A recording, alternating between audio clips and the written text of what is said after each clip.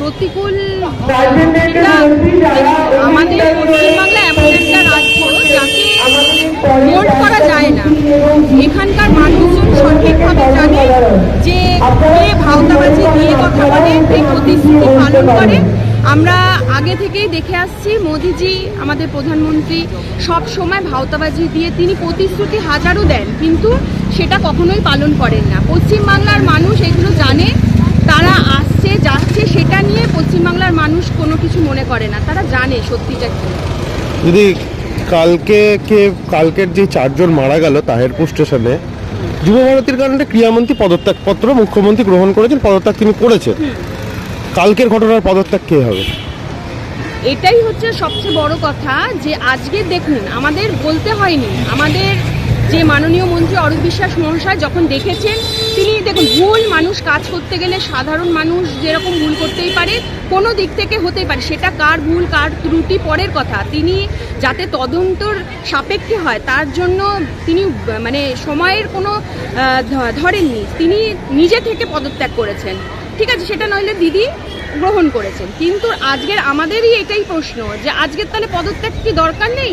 এই যে চারটে মানুষের প্রাণ গেল কার গাফিলতিতে, আমরাও তো বলবো এক্ষুনি পদত্যাগ করা উচিত তো তাকে নিজে থেকে। যেখানে কাটাছাড়া হচ্ছিল যে অরূপ বিশ্বাসের একটা পদত্যাগ লেটার, সেটাতে কিছু বানান নিশ্চয়ই ভুল ছিল।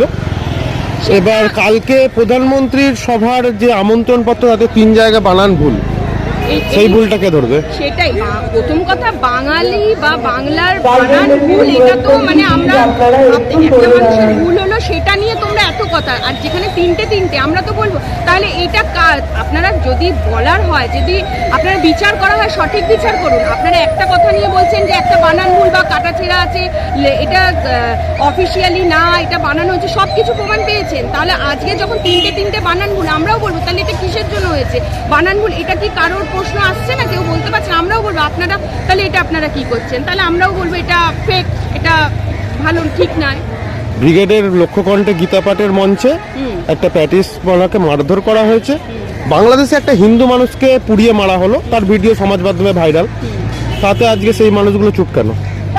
এটা বাংলাদেশে যেমন ধরুন মাইনরিটি, ঠিক আছে, আমাদের দিদি যেমন বলেন ধর্ম যার উৎসব সবার, দিদি সবাইকে সমান চোখে দেখেন, কিন্তু এটা আমাদের এখানে পশ্চিমবাংলায় বিজেপি ধর্মের লড়াই আনতে চাইছে, তারা ধর্মের নামে সুরসুরি দিয়ে এখানে দেখাতে চাইছে যে হিন্দুত্ব রাষ্ট্র।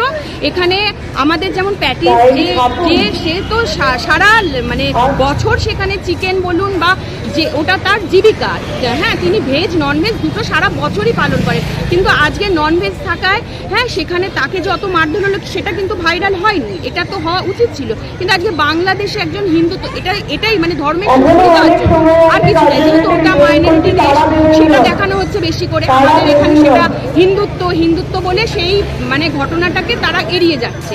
কিন্তু এটা আমাদের ভাবতে হবে যে আজকে একজন প্যাটিস বিক্রেতা সামান্য ননভেজ বিক্রি করার জন্য তাকে এই অবস্থার মুখোমুখি হতে হয়েছে। আজকে যদি এই বিজেপি আমাদের শাসনে আসে তাহলে আমাদের পরিস্থিতি কী হবে? আমাদের খাওয়া দাওয়া থেকে থাকা, ধর্ম পালন করা সব কিছু তারা নিয়ন্ত্রণ করবেন, তাই আমাদের সকলকে একবার ভেবে দেখা উচিত। এই হিন্দু ধর্ম, মসজিদ, মন্দির নিয়ে কি 26-এর নির্বাচনে কোনো রকমভাবে বিজেপি আসতে পারবে? না, সেটা আমাদের সবার দৃঢ় বিশ্বাস যে পশ্চিমবাংলায়, অন্তত পশ্চিমবাংলার মানুষ ধর্মের শিশুরির খেলা পছন্দ করে না, তারা সব কিছু শুনবে, কিন্তু সঠিক বিচার হবে এবং ধর্মের ন্যায় না, এখানে উন্নয়নের ন্যায় ভোট হবে। Thank you.